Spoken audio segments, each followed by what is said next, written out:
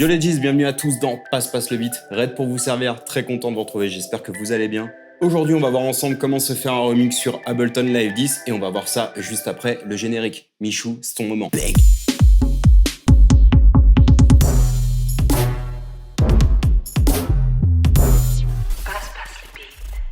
Donc comme je vous l'ai dit, aujourd'hui on va se faire un remix sur Ableton Live 10. Alors j'avais déjà fait ce concept auparavant, on avait déjà remixé dans Passe le beat le morceau Banana Split de Lio, mais cette fois-ci j'aimerais faire quelque chose d'un petit peu plus moderne en venant remixer un morceau assez actuel. J'aimerais bien faire un truc comme le producteur Imlen Beck avait fait avec le morceau Rose de Saint John, où il était parti d'un morceau complètement trap. Rose, I walked in the corner with the body screaming dollar. Never sold it back but looking like Pablo in the pour en faire un morceau vraiment électro, slap house, bien dance, bien club, limite commercial.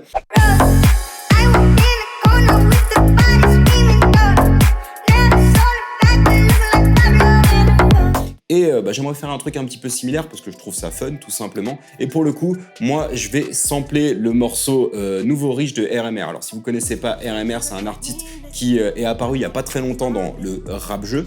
Personnellement, j'adore son univers, il a vraiment une voix de dingue. Et je vous conseille, si vous connaissez pas, d'aller écouter son projet Drug Dealing is a Lost Art, qui est un super nom d'ailleurs. N'ayant pas accès aux pistes de ce morceau, aux multipistes de ce morceau, je vais dans un premier temps essayer de me créer une acapella. Et pour ce faire, je vais me servir du logiciel Isotope RX7.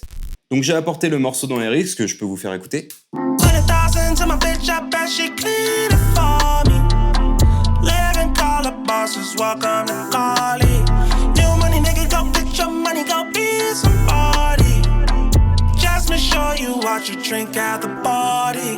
Et du coup, je vais utiliser maintenant l'outil de RX Music Rebalance pour pouvoir enlever les différents éléments et ne garder que la voix, pour me créer une sorte de faux a cappella. Alors forcément, ce sera pas aussi propre que si on avait accès à la piste du projet du morceau, mais n'ayant pas les contacts de RMR, je vais utiliser cette méthode. Et je pense qu'avec les différents effets qu'on va pouvoir mettre sur la voix, ce sera très cool. Donc là, je vais directement le régler ainsi, je vais le mettre sur 8, ça je vais le mettre à +1. Hop, voilà, et je vais mettre en Advanced Angel Channel. Je vais direct faire un render pour pouvoir tout simplement coucher cet effet, donc on fait un rendu. Donc mon rendu est fait, on peut se faire une petite écoute.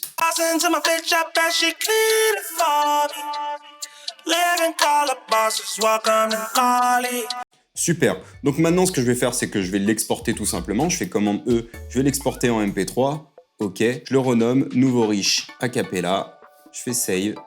Et mon morceau est exporté. Et maintenant, je vais tout simplement dans Ableton importer non seulement le morceau d'origine et la cappella. Pourquoi je fais les deux? Déjà parce que j'aimerais bien me servir d'éléments mélodiques de l'instru du morceau. Et aussi, je vais pouvoir me servir du warping que va me calculer Ableton pour pouvoir caler correctement, temporellement, mon acapella. Donc, je viens importer mon morceau d'origine, Nouveau Riche. Et il faut savoir que personnellement, si je vais dans les préférences d'Ableton, que je clique sur Record Warp Plunge, ici j'ai activé Auto Warp échantillon long afin qu'il me calcule automatiquement un warping qui correspond au BPM d'Ableton. Donc si j'active le métronome et que je fais play,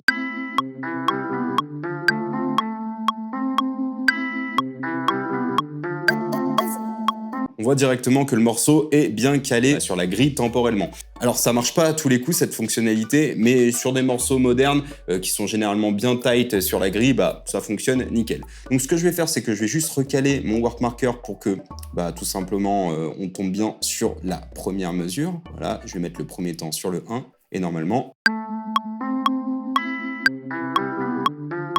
Et maintenant, ce qui est trop cool, c'est que vu que ici, il m'a généré un BPM, enfin le bon BPM pour que mon warping fonctionne, je vais mettre exactement le même sur mon acapella et je n'aurai pas de souci. Donc j'importe mon acapella, je vais directement venir mettre un warp marker juste là et ici, je vais venir mettre exactement le même BPM, c'est-à-dire 120.99.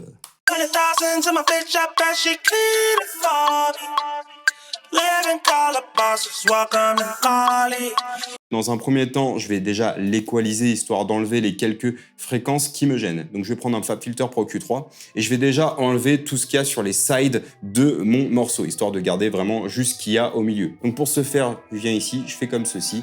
Et ici, je viens me mettre en side et je garde vraiment que le mid du morceau. Maintenant, je vais venir enlever un petit peu avec le système de pente comme ceci. Donc je vais me mettre en stéréo. Et je vais venir enlever un petit peu les charlets trop présents.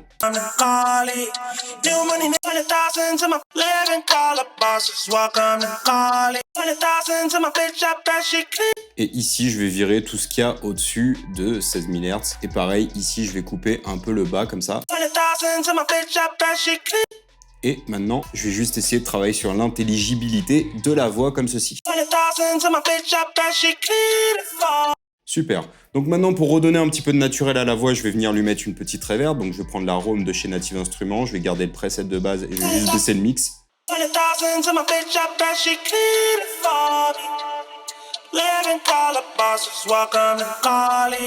C'est cool. Alors sur mon EQ, je vais venir enlever encore un peu d'aigu, histoire d'étouffer un peu le tout. Je vais lui mettre, pour lui donner un petit côté fly, un chorus. Généralement, ça marche bien sur des voix qu'on va venir remixer.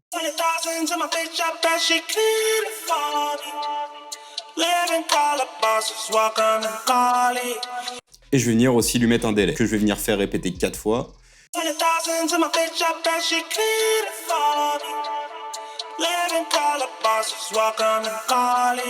Je vais juste venir recompresser la voix pour récupérer un petit peu de coffre. Et maintenant, je vais venir refaire encore une fois une EQ pour enlever encore les petites fréquences qui me dérangent, qui ont été ajoutées de par les effets.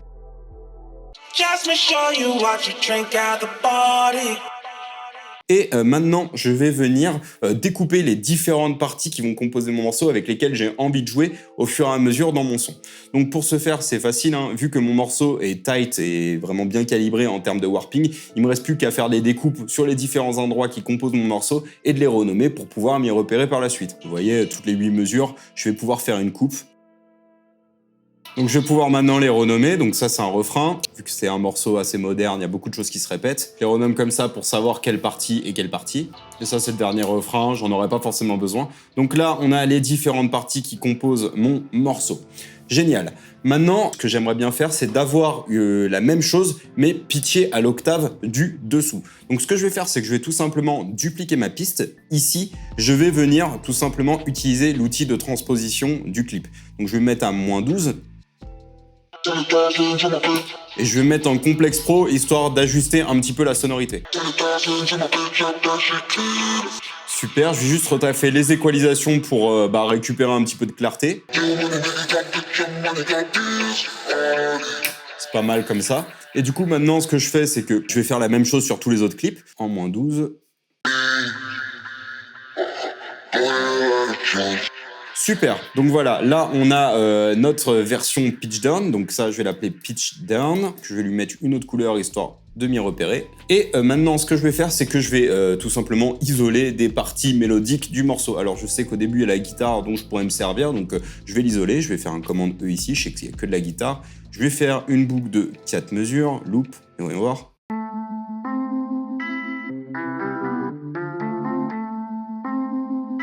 Super, donc déjà ça, et puis ensuite je verrai, je sais que dans le morceau il y aura peut-être moyen que je m'en resserve, donc je vais juste faire un commande 0 pour désactiver le clip histoire de pas l'entendre, et puis on est bon. Maintenant, pour faire un remix, il nous faut quoi? Il nous faut une rythmique. Pour la rythmique, je vais me servir de Machine 2 en VST et je vais me servir d'une expansion qui s'appelle Ignition Code, qui est très axée house, électro, moderne, club, ce que vous voulez. Du coup, on va directement se faire ça. Alors, je vais faire commande Shift-T. Je vais directement aller chercher une instance de Machine 2. Donc, je vais dans les groupes, je vais directement aller chercher Ignition Code et je vais m'écouter un peu les groupes pour en trouver un qui me propose des sonorités qui peuvent me plaire.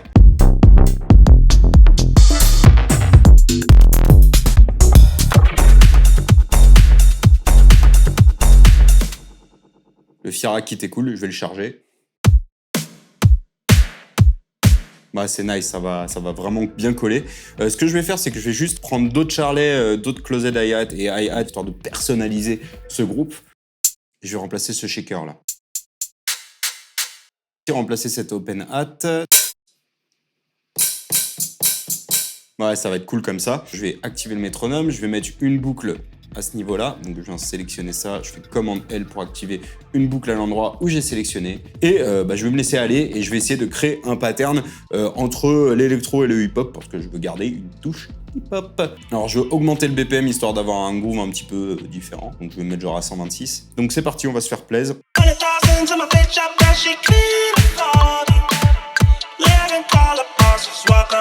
Je vais enregistrer ça, j'appuie sur Rec, et puis let's go!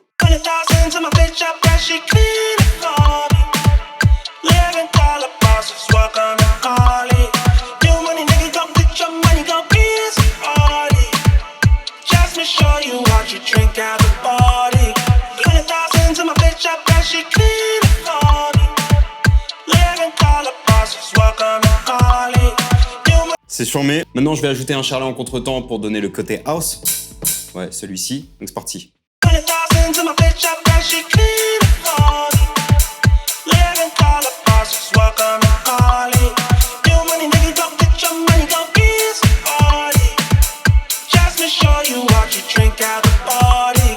Et ce que je vais faire maintenant, c'est que je vais activer le Note Repeat. Je vais venir jouer ces charlets en 1/16e, mais ce que je vais faire, c'est que je vais activer un petit peu de swing dessus pour donner un groove un petit peu moins binaire. Et ce que je vais faire, c'est que je vais enlever le Fixed Velocity pour donner un petit peu une vibe naturelle au truc. Donc c'est parti.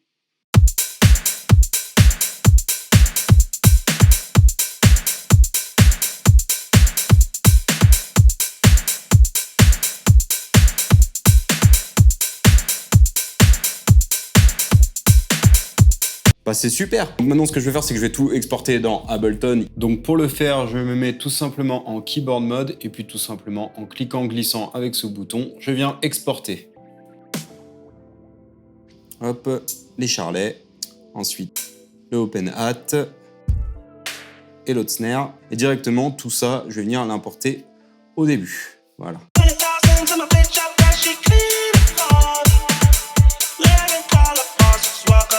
Ces drums, je vais les grouper et je vais venir baisser leur volume.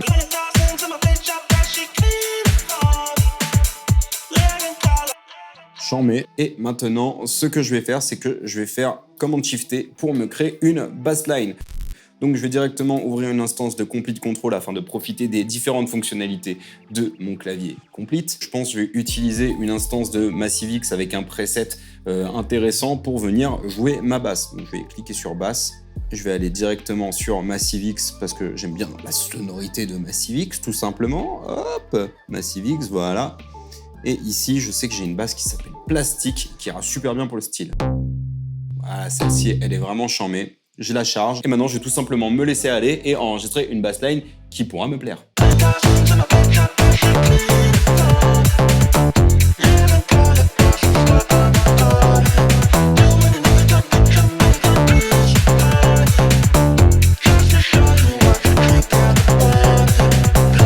Donc là, j'ai rogné le clip pour garder que ça. Ce que je vais faire, c'est que je vais le dupliquer, je vais le sélectionner. Maintenant, je vais faire un shift et la touche du bas pour le pitcher vers l'octave du bas.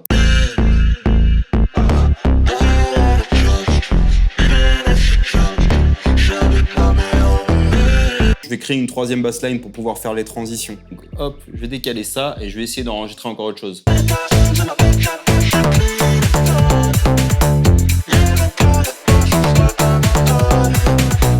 C'était bon ça. Pareil, celui-ci, je le décale ici, je fais commande D et je vais le pitcher vers le grave. Et je vais encore en enregistrer une pour essayer d'avoir une autre variance.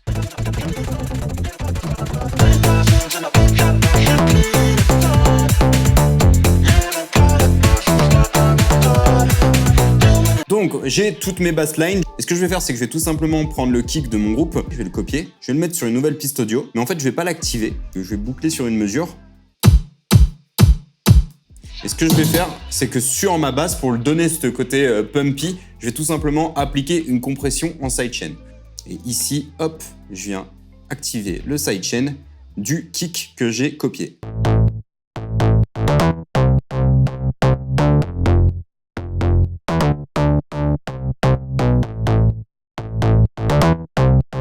Et ce que je vais faire, c'est que pareil, je vais lui appliquer une reverb. Alors je pense que je vais prendre une Valhalla, ça sonne bien, Valhalla Room.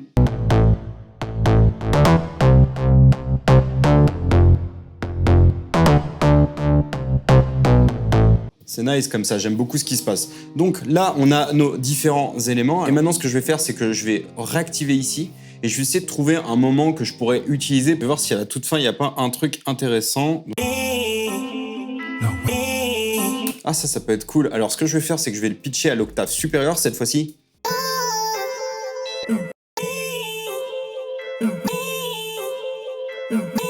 Ouais, ça c'est nice. Donc je vais le mettre sur une autre piste et je vais lui mettre pas mal d'effets. Donc je vais directement lui mettre un effet de reverb.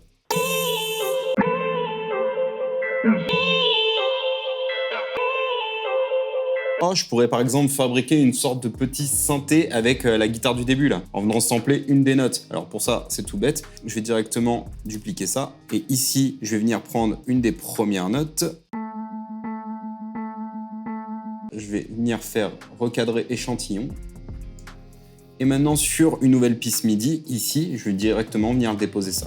Et maintenant, je vais pouvoir m'en servir comme d'un nouveau synthé. Magie. Alors, encore une fois, va falloir l'habiller un petit peu avec des effets. Donc, par exemple, je vais prendre encore une fois le RC20 Retrocolor que j'adore, un compresseur, et je vais lui mettre une reverb type Valhalla Room, voilà. Je vais lui mettre un autopan pour lui donner du mouvement supplémentaire. Je vais lui mettre le flanger choral de chez Native Instruments qui est vraiment cool aussi.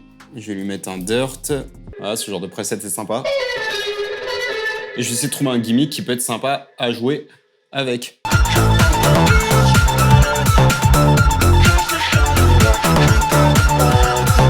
En fait, ça peut être vraiment cool avec un effet d'autofilter.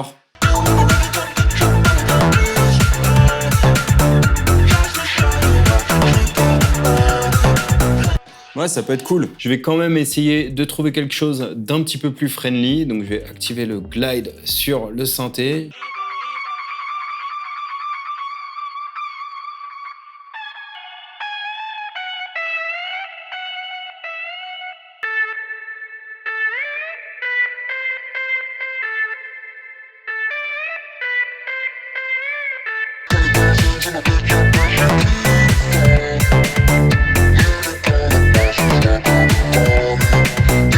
Donc maintenant que j'ai tous les aimants, je fais l'arrangement et on se retrouve tout de suite après.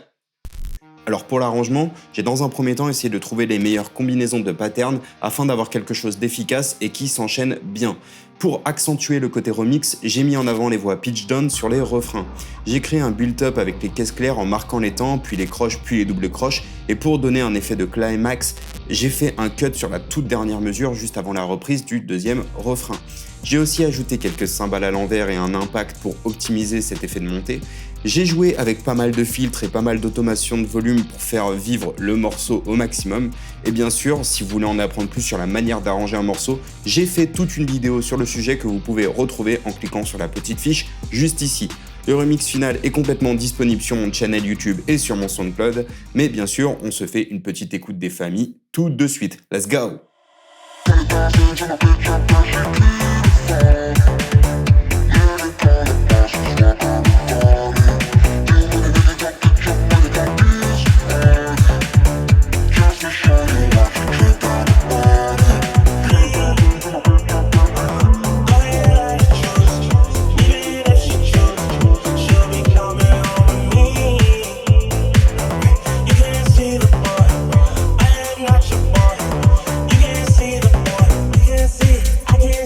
Everybody